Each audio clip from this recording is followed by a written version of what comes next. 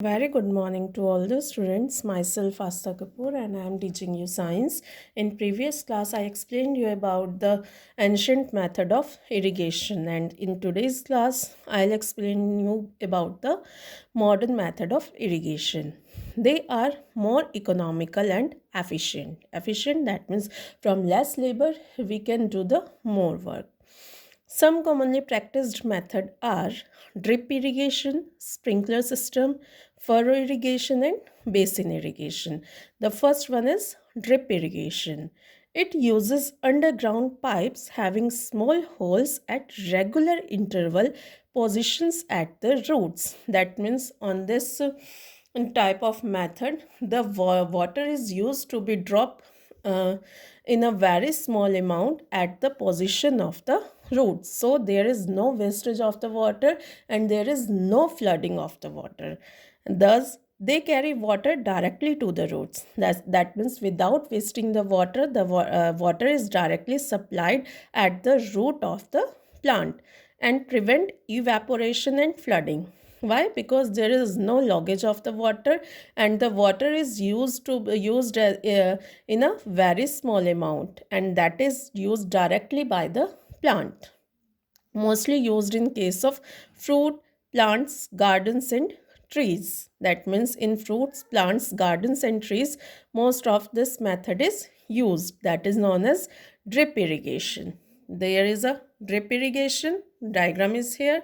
Here there is a pipe like structure and those pipes are having a small hole at the position of the roots. So there is no wastage of the water. That's why this type of system is efficient and economical.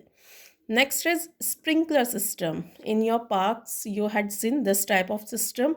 Mainly they used in the parks and in the garden.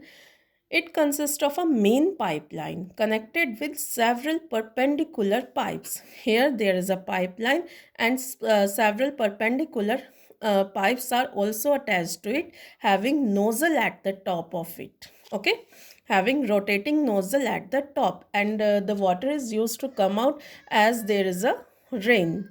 Water flows through the main pipe under pressure with the help of a pump and escapes from the rotating nozzle.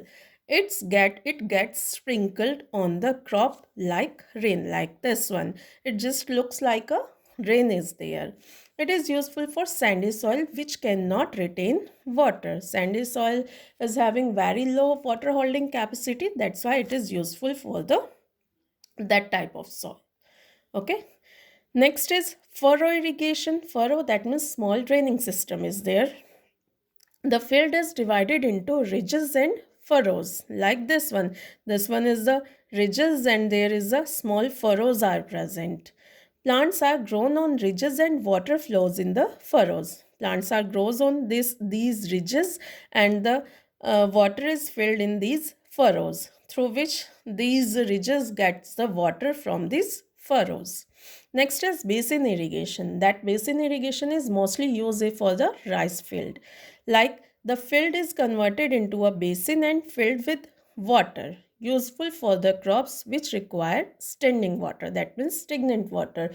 As in rice field, there is a stagnant water is there and a basin like structure is formed in which water is present all the time. That's why this type of irrigation is known as basin irrigation.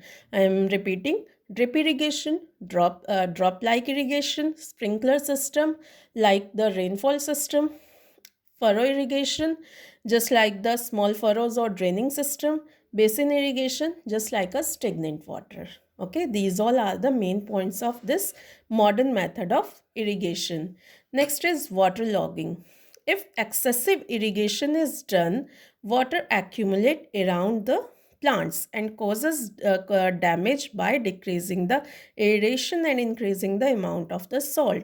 If excessive irrigation is done, whenever you give water to the plant, whenever there is excessive water, then water is used to be accumulate around that plant.